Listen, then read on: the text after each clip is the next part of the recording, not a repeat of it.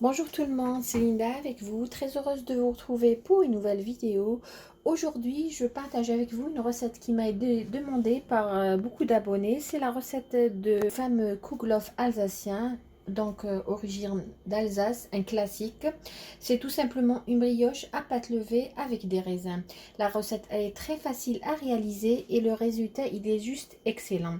Sans plus tarder, nous allons passer à la liste des ingrédients. Pour la réalisation de notre kouglof, j'aurai besoin de farine. Là, j'ai 500 g de farine. Là, j'ai 4 g jusqu'à 5 g de levure boulangère sèche ou tout simplement vous pouvez utiliser 10 g de levure boulangère fraîche. Là, j'ai 75 g de sucre cristallisé. Quand on avait dit kouglof avec des raisins. Là, j'ai des raisins, j'ai à peu près 80 g. Moi, j'utilise ceux-là. Mais sinon, vous pouvez utiliser les raisins disponibles à la maison. Moi, personnellement, c'est ce que j'utilise dans ma cuisine. J'aurai besoin de 2 œufs à température ambiante, 200 ml de lait tiède. J'aurai besoin de 100 g de beurre à température ambiante et un petit peu, à peu près 5 g de sel. Tout simplement, nous allons commencer par hydrater les raisins en les mettant dans de l'eau tiède pour qu'ils gonflent. Je vais mettre de côté.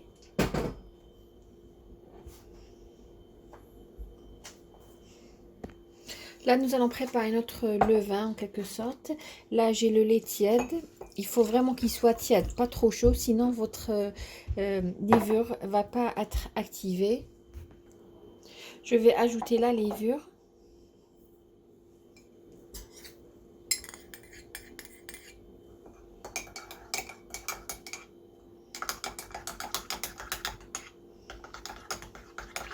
Et je vais tout simplement réserver de côté. Juste, je vais vous montrer d'abord le moule à kouglof que je vais utiliser. Je l'ai eu sur Amazon. Donc voilà à peu près comment il se présente. Pour le pétrissage de notre pâte à brioche, vous pouvez utiliser le pétrin, mais pour moi, je vais utiliser tout simplement le Thermomix. Ça prend moins de temps. Mais sinon, vous pouvez utiliser le pétrin. La première étape consiste à pétrir pendant 5 minutes et la deuxième étape à peu près 10 minutes. Je vous ai dit, moi, je vais utiliser le pétrin. Je vais mettre la moitié de la farine. Moi, je vais utiliser le Thermomix, mais tout simplement, vous pouvez utiliser le pétrin. Je vais ajouter le sucre. Je vais ajouter le sel. Et je vais ajouter les 2 œufs.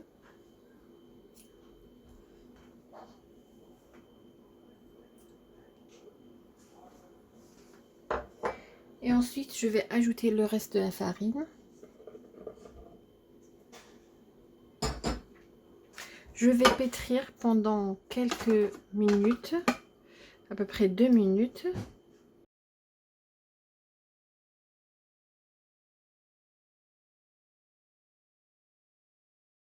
Là, c'est bon. J'ai mis tout simplement le sel au début parce qu'on sait bien quand le sel et la levure se rencontrent, si vous voulez, la levure ne va pas faire cet effet, c'est-à-dire elle va en quelque sorte brûler. C'est pour ça qu'on doit toujours séparer le sel de la levure boulangère. Là, je vais ajouter tout simplement le mélange, lait, lait et levure boulangère, toujours au Thermomix, mais comme je vous ai dit, vous pouvez utiliser le pétrin. Je vais ajouter par petites quantités.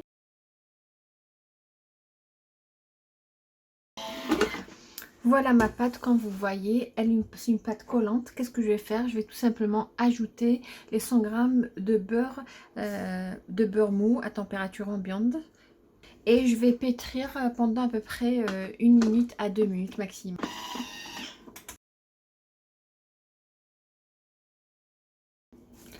Voilà notre pâte, je vais tout simplement transférer sur mon plan de travail. Je vais fariner un petit peu, pas beaucoup.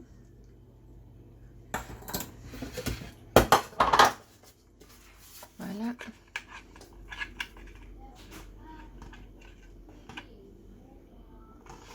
Utiliser un coupe-pâte pour bien enlever toute la pâte.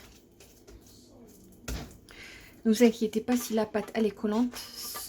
Une pâte collante, ça nous donne une très bonne brioche. J'utilise beaucoup les coupe-pâtes dans la cuisine, surtout quand il s'agit de pâtes. Regardez la consistance, elle est vraiment collante. Là, qu'est-ce que je vais faire? Je vais tout simplement introduire les raisins qu'on avait trempés dans de l'eau tiède tout à l'heure.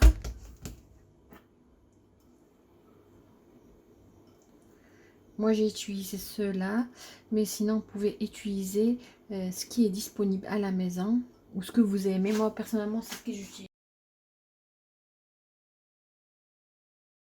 Et tout simplement, nous allons la transvaser dans un saladier, un plat. Et nous allons laisser notre pâte doubler de volume. Moi, pour aller plus vite, qu'est-ce que je fais toujours? Je mets juste à côté, dans mon four éteint, un saladier contenant de l'eau bouillante et je laisse ma pâte lever. Là, j'ai un saladier. Je vais mettre ma pâte. Je vais la filmer et comme je vous ai dit, la mettre dans mon four éteint à côté d'un saladier contenant de l'eau bouillante. Avant de faire sortir ma pâte du four, je vais tout simplement beurrer mon moule.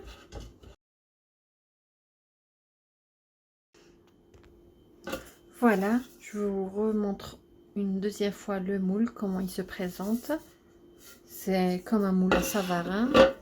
Là, j'ai la pâte que j'ai laissé lever dans mon four. J'ai laissé à peu près 40 minutes.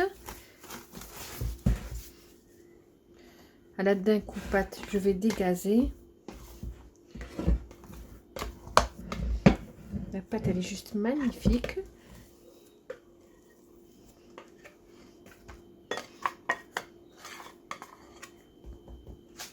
Je vais la dégazer ou la travailler pendant quelques minutes. Assurez-vous que les raisins secs sont bien éparpillés dans votre pâte. Regardez, elle est vraiment collante. C'est le signe d'une bonne brioche. Je vais former une sorte de boule.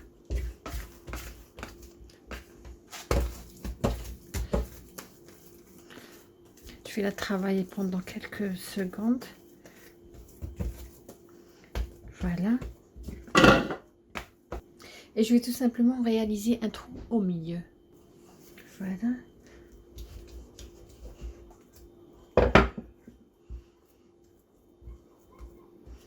Et je vais transférer la pâte directement dans mon moule.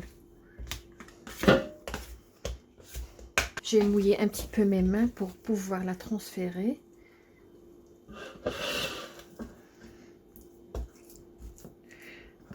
Voilà. Bien égaliser la surface pour que la cuisson soit uniforme. Et je veux tout simplement le remettre pour remettre notre pâte pour lever une deuxième fois. Toujours même principe, c'est le principe des cuves maison. Mettre de l'eau bouillante dans un récipient de côté et mettre votre pâte de côté et fermer votre four éteint. Voilà les amis, notre kouglof qui a doublé de volume. Entre temps, j'ai préchauffé mon four à 180 degrés. Voilà les amis, mon kouglof après une cuisson de 35 minutes. Alors au début, j'avais préchauffé mon four à 180 degrés. Ensuite, par la suite, j'ai diminué la température jusqu'à 150. J'ai trouvé que c'était mieux car mon four chauffe un petit peu, beaucoup par rapport à un four normal. Donc j'ai préféré diminuer la température à 150 et laisser mon kouglof bien se développer. Après, ça m'a pris 35 minutes, donc après la cuisson, j'ai tout simplement laissé mon kouglof dans le moule. Normalement, la recette originale, le moule est un moule en terre, mais j'ai pas ça, c'est pas disponible. Moi, j'ai eu ce moule sur Amazon. Si vous êtes intéressé, je vous laisserai le lien dans la barre d'infos sous la vidéo. Donc, je l'ai laissé à peu près 5 minutes dans le moule. Ensuite, j'ai démoulé facilement, comme vous voyez, vraiment un kouglof parfait. Et je l'ai mis sur une grille pour refroidir. Il n'est pas complètement refroidi. Je vais décorer un petit peu la surface avec du sucre glace. Et ensuite, nous allons couper et voir comment il se présente à l'intérieur. Voilà, je vais parsemer dessus un peu de sucre glace, pas beaucoup. Je ne sais pas si vous arrivez à voir la couleur, la cuisson, parce que tout simplement, je viens de le réaliser et c'est en fin de journée. Je suis en train de le réaliser pour poster la vidéo demain. Voilà, c'est bon. Pour moi, c'est bon. Je vais le transférer pour pouvoir couper. Nous allons voir comment il se présente à l'intérieur. Regardez bien la brioche, elle est bien moelleuse.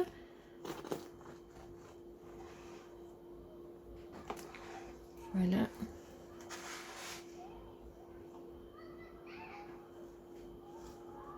Ça sent vraiment très très bon. Elle n'a pas encore complètement refroidi, mais on va voir comment elle se présente. Regardez-moi ça. Magnifique texture. Regardez-moi ça. Elle est vraiment bien aérée. Je ne sais pas si vous arrivez à voir. Comme je vous ai dit, je suis en train de la préparer le soir. C'est-à-dire en 20 journées. Regardez-moi ça. Magnifique texture. La cuisson, elle est juste excellente. Voilà d'en bas. Une très belle cuisson. Comme je vous ai dit, j'ai opté pour 150 degrés. Laissez vraiment, surtout si vous avez un four à ventilo comme le mien, à chaleur tournante, je vous conseillerais de diminuer la température jusqu'à 150. Comme ça, votre kouglof aura le temps de bien se développer et obtenir une belle couleur. Voilà les amis, très très belle couleur, très très belle cuisson. Et vraiment, la brioche, elle est juste magnifique. C'est sans commentaire. Je vous laisse voir la texture et juger par vous-même. C'est encore chaud, mais regardez-moi ça. Elle est juste magnifique. Juste une petite remarque, lors de la préparation de la pâte, il est très important que la pâte soit vraiment collante. Dit une pâte à brioche va vous donner un résultat excellent. Si vous voyez, moi je vous ai donné les mesures exactes, mais si vous voyez que votre pâte n'est pas collante, c'est-à-dire comme je le dis toujours, la farine diffère d'une qualité à une autre, alors d'un pays à un autre. Alors ce que je vous conseillerais d'ajouter un petit peu de lait tiède jusqu'à obtenir la texture ou l'élasticité de la pâte que j'avais réalisée. C'est très très important. Voilà les amis, j'espère que vous avez aimé la recette que j'ai réalisée pour vous aujourd'hui. Sur ce beau kouglof, je vous dis merci de m'avoir suivi. Je vous souhaite une agréable journée, bon début de semaine et à la prochaine vidéo.